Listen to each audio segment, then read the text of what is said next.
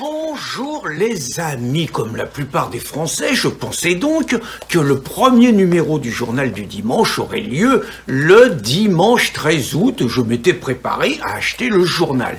Et puis je suis redescendu de mes petites excursions montagnardes dimanche soir et j'ai donc appris dimanche soir que finalement le JDD et Geoffroy Lejeune avaient réussi un superbe coup en sortant un journal donc dès le dimanche 6 août et avec naturellement une couverture qui fait le scandale chez tous les éditorialistes des médias de grand chemin, parce que paraît-il que ces salopards du JDD, ils instrumentaliseraient la souffrance et la douleur des Français, parce qu'ils donnent la parole à des parents de victimes, toujours des Français et toujours les mêmes assassins, dont personne n'écoute, sachant que la seule victime qui intéresse les gens, c'est Nahel Merzouk et les jeunes racailles musulmanes qui, de temps en temps, sont tués par les policiers en essayant de fuir des contrôles, comme ça vient d'arriver à Limoges. Alors, naturellement, il y a deux raisons pour lesquelles je me devais d'acheter ce journal. D'abord, parce que Cyrano en avait donné l'ordre, dans son édito, et moi, je suis quelqu'un de discipliné. Et puis, d'autre part, je vous avoue que, outre la rage des maîtres censeurs, j'ai écouté ce matin sur la route de mon retour les grandes gueules, et très franchement, c'était grandiose. Entre le petit con Charles Consigny, avocat LGBT qui se dit de droite mais qui a dégueulé sur Éric Zemmour pendant toute la campagne, et puis Zora Bitton qui se dit républicaine mais qui a fait des dénis de réalité absolument exceptionnels, les entendre baver m'a donné encore plus envie de l'acheter. Et je vous avoue, bon, il n'y a pas de surprise, mais je l'ai feuilleté, puis je vais l'offrir à une amie, je l'ai feuilleté, très franchement, bon, superbe article de tête de Charlotte Dornelas sur le cri de douleur des parents, interview intelligente d'une nana, Juliette Méadel, une socialo qui a été par ailleurs dans le gouvernement de Hollande, et donc qui montre que le JDD est capable de pluralisme. Alors, après une justice, une interview d'un nommé Fabien Rajon sur une justice au service des victimes, c'est possible.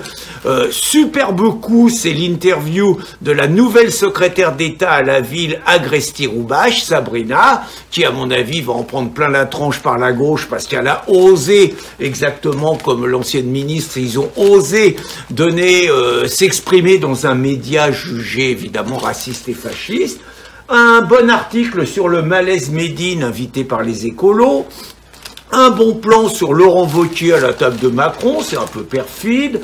Un article sur Ndiaye, un ministre qui nous coûte cher. Macron, son plan secret pour conquérir Paris, intéressant. Attal et Beaune, qui se marche un peu sur les pieds. Luc Ferry, une bonne interview de Luc Ferry. La parole aux policiers à Marseille suite à la fronde de la police.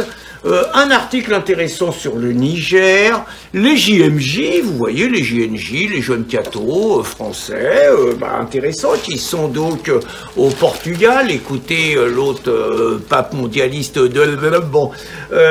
un double page sur l'énergie, c'est pas mal, les augmentations de factures. Du sport, natation, Léon Marchand, superbe nageur français.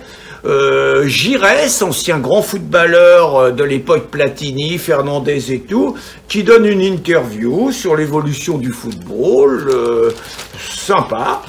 La mort de Sochaux au niveau football, c'est pas mal. Une interview de Retailleau, c'est pas mal. Retailleau, un LR qui s'adresse à eux, franchement, bon sens de l'équilibre. Nolo également, qui fait une colonne, lui il va encore aggraver son cas.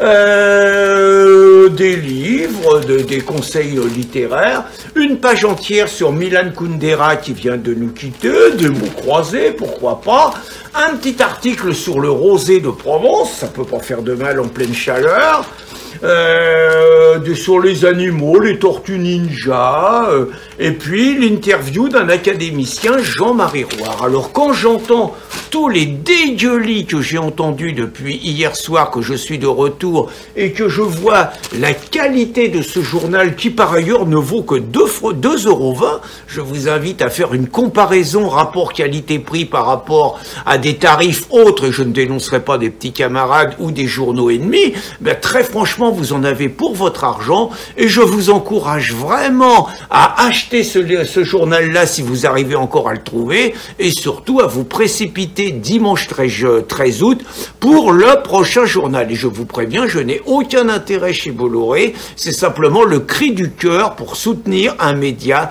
qui défend la France et les Français. Bonne journée les amis.